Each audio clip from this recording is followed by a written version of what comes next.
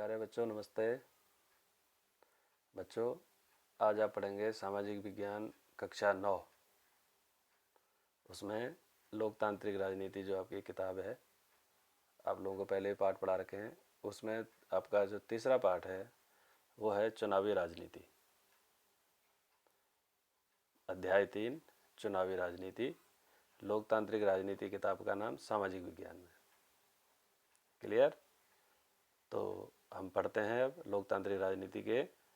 इसको political science भी बोलते हैं, आपको लोकतांत्रिक राजनीति को आपको बताया था, सिविक्स भी बोलते हैं। तो इसमें से हम तीसरा पाठ पढ़ते हैं चुनावी राजनीति। और चुनावी राजनीति को समझाने के लिए, पढ़ाने के लिए मैं आपका अध्यापक गिरीश चंद्र पांडे, राजकीय इंटर कॉलेज झनकट। आइए पढ़ते हैं चुनावी राजनीति के बारे में। चुनाव के बारे में आप लोगों ने सुना होगा, जानते होंगे चुनाव क्या होते हैं। देखें कभी पंचायती चुनाव, विधानसभा चुनाव, लोकसभा चुनाव, मंत्री बनते हैं, ग्राम प्रधान बनते हैं। देखें, कुछ बच्चों ने देखे होंगे, कुछ ने शायद नहीं जानते होंगे अभी। इसके लिए भी एक खास प्रक्रिया होती है बेटा चुनाव की, कि चुनाव कैसे होता है। हमने विद्यालय में भी मॉनिटर का चुनाव भी किया था, किया है ना आपकी क्लास में? हाँ, तो इसी तरीके से चुनाव होते हैं। अब चुनाव कौन कराएगा, किस तरीके से कराएगा, कैसे होंगे चुनाव, चुनाव क्यों होते हैं, इसी बारे में जानने के लिए अब हम पढ़ेंगे आपका तीसरा पाठ चुनावी राजनीति। ठीक है? ठीक। अब देखिए, इसमें आपका चल रहा है चुनावी राजनीति में अध्याय 1 में हमने देखा कि लोकतंत्र के लिए यह न तो संभव है और ना ही जरूरी है कि लोग सीधे शासन करें। यानी कि हर व्यक्ति का शासन करना तो संभव नहीं है कि हर व्यक्ति प्रधानमंत्री बन जाए और हर व्यक्ति राष्ट्रपति बन जाए और हर व्यक्ति अपने हिसाब से सरकार चलाने लगे, ऐसा नहीं है। तो इसके लिए हमारे समय में लोकतंत्र का सबसे आम स्वरूप क्या है कि लोगों द्वारा अपने प्रतिनिधियों के माध्यम से शासन चलाने का। हम लोग अपने प्रतिनिधि के माध्यम से शासन चलाते हैं, देश को चलाते हैं। इस पाठ में हम देखेंगे कि किसी लोकतंत्र में प्रतिनिधियों का चुनाव कैसे होता है। यानी कि लोकतंत्र के बारे में मैंने आपको बताया था कि भारत एक लोकतांत्रिक गणराज्य है, भारत में लोकतंत्र है ना। तो अब लोकतंत्र में चुनाव होते हैं बेटा। लोकतंत्र में क्या होते हैं? चुनाव होते हैं। अब वो चुनाव कैसे होते हैं, क्यों होते हैं, इस अध्याय में हम देखेंगे कि किसी लोकतंत्र में प्रतिनिधियों का चुनाव कैसे होता है। हम शुरुआत यह समझने से करेंगे कि लोकतंत्र में चुनाव क्यों जरूरी और उपयोगी है। हम यह भी समझने की कोशिश करेंगे कि विभिन्न दलों को चुनावी प्रतिद्वंद्विता किस तरह लोगों को लाभ पहुंचाती है। विभिन्न दलों की चुनावी प्रतिद्वंद्विता किस तरह लोगों को लाभ पहुंचाती है। फिर हम यह सवाल उठाएंगे कि किन किन चीज़ों के कारण कोई चुनाव लोकतांत्रिक होता है। यानी चुनाव तो होते हैं, अब चुनाव में लोकतांत्रिक तरीके से चुनाव होना चाहिए, लोकतांत्रिक नहीं या गैर लोकतांत्रिक नहीं। इसी के सहारे हम लोकतांत्रिक और गैर लोकतांत्रिक चुनाव का अंतर समझ पाएंगे कि लोकतांत्रिक चुनाव क्या होते हैं और गैर लोकतांत्रिक चुनाव क्या होते हैं। अब इस अध्याय में हम देखेंगे कि भारत में हुए चुनाव के, भारत में जो अलग अलग राज्य हैं उन राज्यों में हुए चुनाव के उस पर मूल्यांकन करेंगे। और हम चुनाव के प्रत्येक चरण में यानी विभिन्न चुनाव क्षेत्रों के सीमा निर्धारण से लेकर चुनाव परिणामों की घोषणा तक, यानी चुनाव ये तो है नहीं कि पूरे देश में इकट्ठे हो रहे हों, ऐसा भी नहीं है। अलग अलग जगहों पे होते हैं, चुनाव के क्षेत्र होते हैं। अब उसमें सीमा निर्धारण भी होती है कि किसका क्षेत्र कितना होगा उसका, है ना। ये सब हम आगे देखेंगे कि ग्राम सभा का क्षेत्र कितना होगा, विधानसभा का क्षेत्र कितना होगा, लोकसभा का क्षेत्र कितना होगा, क्षेत्र के हिसाब से होता है ये। फिर हम चुनाव परिणामों की घोषणा कि कौन जीत रहा है और कौन हार रहा है। अब इसमें कितनी पार्टियां हैं, क्या हैं, ये सब हम इसमें देखेंगे कि चुनाव होता क्या है आखिर और किस तरीके से चलता है। हर चरण में हम यह सवाल पूछेंगे कि क्या होना चाहिए। अब इसके बीच में प्रश्न भी आएंगे और जो आप लोगों से पूछे जाएंगे और आप लोगों को बताना है। मैं आपसे पूछूंगा, बताऊंगा, फिर मैं ही बताऊंगा, लेकिन आप लोगों को अगर आप लोग ध्यान से सुनेंगे तो शायद उत्तर आप ही लोग भी दे पाएँ। और प्रत्यक्ष चुनाव में क्या होता है, एक प्रत्यक्ष चुनाव होता है, एक अप्रत्यक्ष चुनाव भी होता है। अध्याय के आखिर में हम इस सवाल पर विचार करेंगे कि भारत में हुए चुनाव निष्पक्ष और स्वतंत्र ढंग से हुए हैं या नहीं। ये भी ध्यान देने वाली चीज़ है कि जो चुनाव हुए हैं वो निष्पक्ष यानी बिना किसी का पक्षपात लिए हुए चुनाव हुए हैं और स्वतंत्र ढंग से हुए हैं, बिल्कुल स्वतंत्र, यानी उसमें कोई भी टीका टिप्पणी नहीं हुई है। यहाँ हम निष्पक्ष और स्वतंत्र चुनाव कराने में चुनाव आयोग की भूमिका पर भी विचार करेंगे। ठीक है बच्चों, अब चुनाव क्यों, चुनाव की ज़रूरत क्यों है, चुनाव की ज़रूरत क्यों होती है। अब हरियाणा एक ऐसा राज्य है भारत का जहाँ पर चुनाव हुए थे। अब उस चुनाव के बारे में आपको बताते हैं कि उस चुनाव में आखिर हुआ क्या और वहाँ पर चुनाव हुए कैसे। हरियाणा के विधानसभा चुनाव, ये आपका एक एग्जाम्पल इसमें दिया हुआ है, इस एग्जाम्पल में आप लोग पढ़ेंगे। देखते हैं। आधी रात के बाद का समय, उत्सुक भीड़ शहर के चौराहे के पास पिछले 5 घंटों से अपने नेता के आने का इंतजार कर रही है। आधी रात का समय है और बहुत भीड़ है चौराहे के पास। पिछले 5 घंटे से लोग अपने नेता के आने का इंतजार कर रहे हैं, जो नेता उनका होगा। आयोजक, जो आयोजक उसे कहते हैं जो वहाँ की व्यवस्था को संभालते हैं, वहाँ की व्यवस्था को देखते हैं और वहाँ की व्यवस्था बनाते हैं। आयोजक जो आयोजन करते हैं, भीड़ को बार बार भरोसा दिला रहे हैं कि नेता बस अब आने ही वाले हैं। जब भी कोई गाड़ी पास से गुजरती तो लोग अपने नेता को देखने की उम्मीद में उठ खड़े होते। उन्हें लगता कि हमारे नेता आ गए हैं। जैसे कोई गाड़ी गुजरती वहाँ से, उनको लगता उनका उनका नेता आ गया। जैसे उदाहरण दो आपको, अगर आज कोई कहे कि यहाँ झनकट में प्रधानमंत्री मोदी जी आने वाले हैं शाम को 5 बजे, तो क्या होगा, बहुत भीड़ इकट्ठी होगी और जो लोग होंगे, वहाँ पुलिस व्यवस्था होगी, वो सब बताएंगे कि हाँ हाँ रुको भैया रुको, भीड़ मत लगाओ, ज़्यादा देर में हो, हल्ला मत करो, नेताजी आने वाले हैं, प्रधानमंत्री जी आने वाले हैं। वैसे ही यहाँ पर लोग इस उम्मीद में एकदम से खड़े हो जाते थे कि हमारे नेता आने वाले। बहुत उत्सुकता थी, बहुत लोग थे, बहुत भीड़। और यह नेता हैं श्री देवीलाल। कौन है? श्री देवीलाल, हरियाणा संघर्ष समिति के प्रमुख। हरियाणा संघर्ष समिति उनकी एक पार्टी है, उसके प्रमुख हैं, जो गुरुवार की उस रात करनाल में भाषण देने आने वाले हैं। करनाल जगह है हरियाणा में। 76 वर्ष के इस नेता को आजकल जरा भी फुर्सत नहीं है। 76 साल के हो गए हैं श्री देवीलाल जी, लेकिन उनको अभी भी बिल्कुल भी फुर्सत नहीं है। उनका राजनीतिक कार्यक्रम देखिए, सुबह 8 बजे से शुरू होकर रात 11 बजे तक चलता है। सुबह 8 बजे से लेकर रात 11 बजे तक चलता है। और आज सुबह से उन्होंने 9 चुनावी सभाओं में भाषण दिया है। पिछले 23 महीनों से वे लगातार जनसभाएं कर रहे हैं और चुनाव की तैयारियां कर रहे हैं। पिछले 23 महीनों से, यानी 2 साल, यानी 1 साल 11 महीने से चुनावों की तैयारियां कर रहे हैं और लगातार जनसभाएं कर रहे हैं। इधर से उधर, एक गांव से दूसरे गांव, एक शहर से दूसरे शहर हरियाणा में घूम रहे हैं।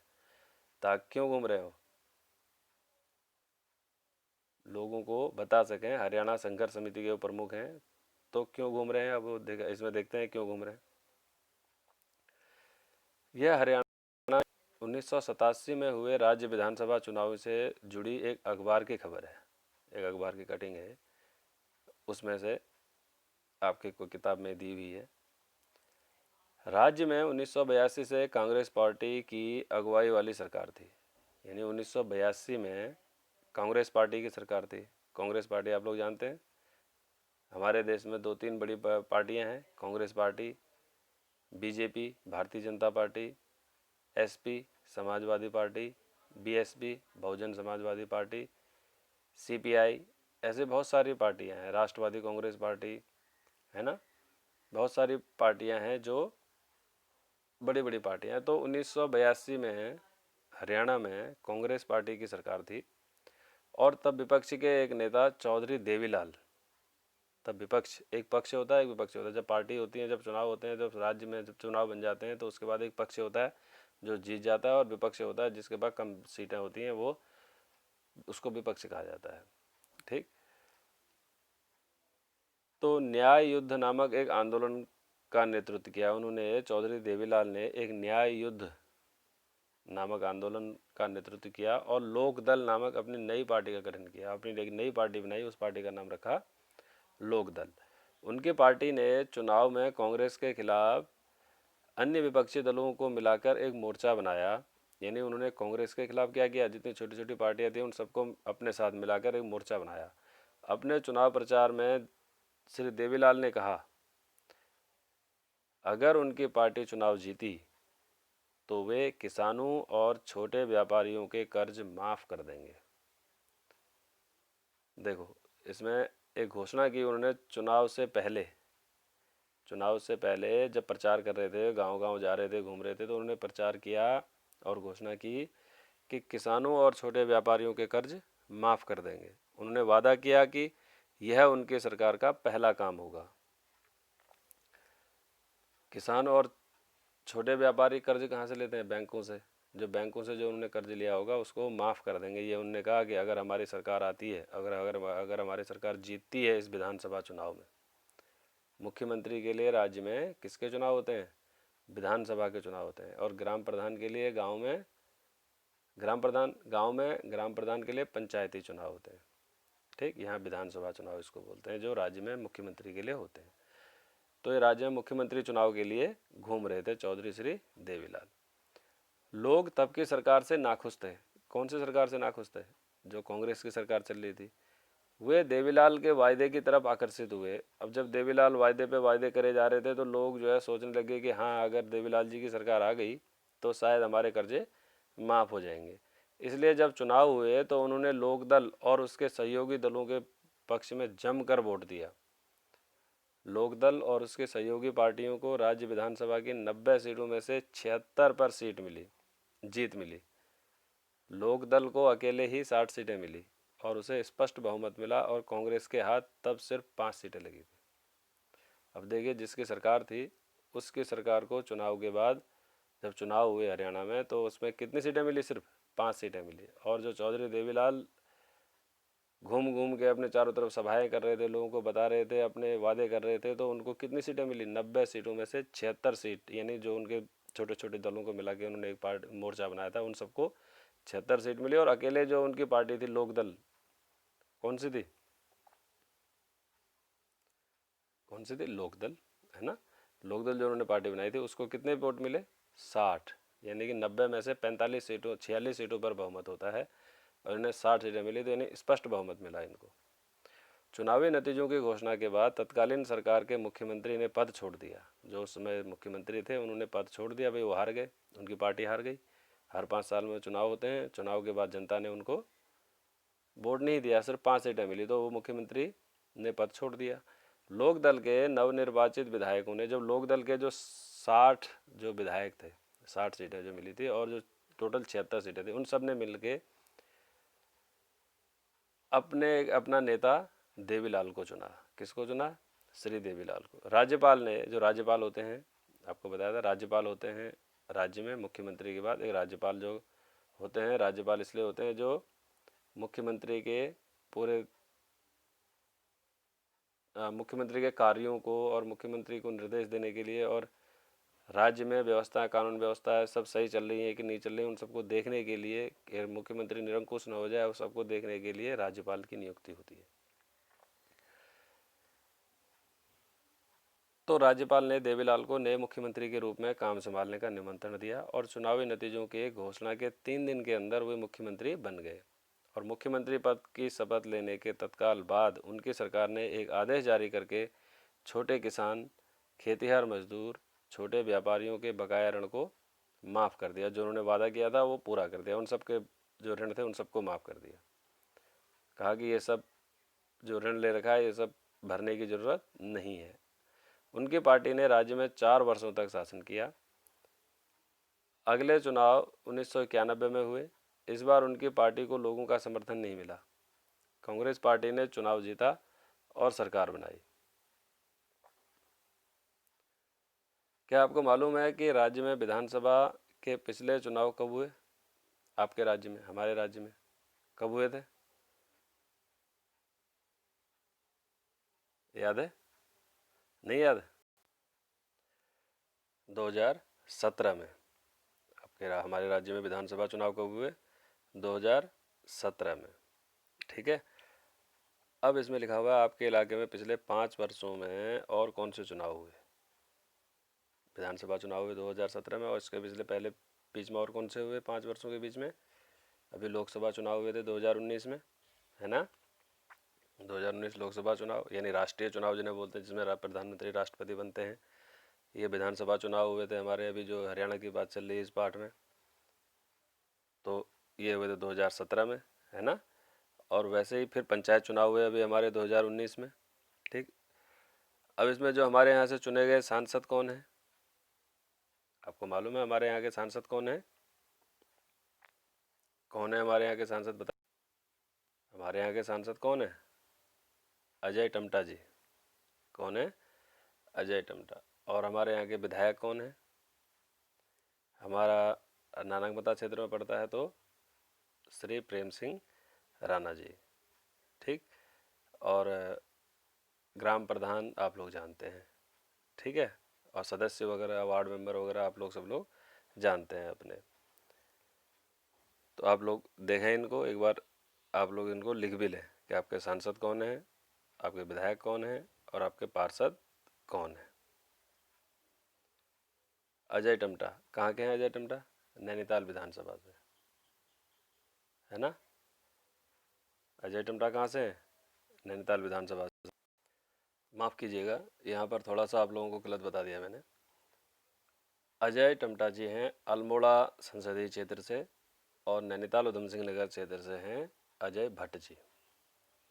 अजय भट्ट जी कहाँ से हैं? हमारे लोकसभा सांसद उधम सिंह नगर नैनीताल लोकसभा क्षेत्र से। कौन है हमारे लोकसभा सांसद इस समय, जो हमारे इस क्षेत्र के झंकाट, खटीमा, उधम सिंह नगर और नैनीताल, इसके कौन हैं? ये क्लियर है कि इसके हैं श्री अजय भट्ट जी। और जो आपके अल्मोड़ा, जो मैंने आपको अजय टम्टा जी का नाम बताया था, वो हैं अल्मोड़ा संसदीय क्षेत्र से। इसको क्लियर कर लीजिएगा, अल्मोड़ा संसदीय क्षेत्र से अजय टम्टा जी, और नैनीताल उधम सिंह नगर संसदीय क्षेत्र से श्री अजय भट्ट जी लोकसभा सांसद हैं इस समय हमारे। क्लियर है? ठीक है। अब देखते हैं कि जगदीप और नवप्रीत ने इस कक्षा को पढ़ा, यानी जैसे आप लोगों ने सुना वैसे ही जगदीप और नवदीप ने इस कक्षा को पढ़ा और निम्नलिखित निष्कर्ष निकाले। अब क्या आप बता सकते हैं कि इनमें से कौन से निष्कर्ष सही हैं और कौन से गलत? देखते हैं। या फिर इस कथा में दी गई सूचनाओं के आधार पर सही गलत का फैसला नहीं हो सकता है। देखते हैं। चुनाव से सरकारी नीतियां प्रभावित होती हैं। क्या चुनाव से सरकारी नीतियों में बदलाव हो सकता है? बिल्कुल हो सकता है। देखिए, चुनाव हुए तो सरकारी नीतियों में बदलाव हुआ, उन्होंने ऋण माफ़ कर दिया गरीबों का और किसानों का, है ना। तो सरकारी नीतियों में बदलाव हो गया।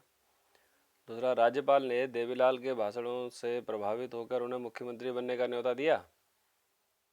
नहीं, राज्यपाल ने देवीलाल के भाषणों से प्रभावित होकर उन्हें मुख्यमंत्री बनने का न्योता नहीं दिया, बल्कि उन्हें मुख्यमंत्री बनने का न्योता इसलिए दिया क्योंकि पूरे राज्य में उनकी विधानसभा सीटें सबसे ज़्यादा थी और वो बहुमत दल के नेता थे, इसलिए उन्हें मुख्यमंत्री बनने का न्योता दिया गया।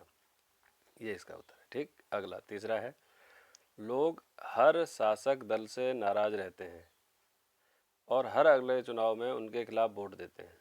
ऐसा क्यों होता है कि लोग जो है हर बार सरकार बदल देते हैं, एक बार इसको वोट देते हैं, अगली बार फिर किसी और को देते हैं? ऐसा क्यों?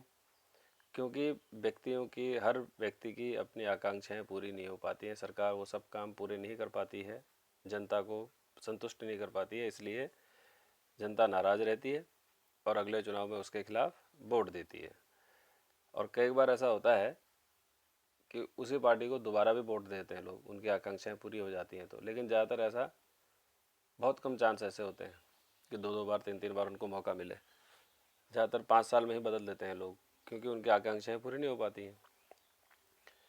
चुनाव जीतने वाली पार्टी सरकार बनाती है?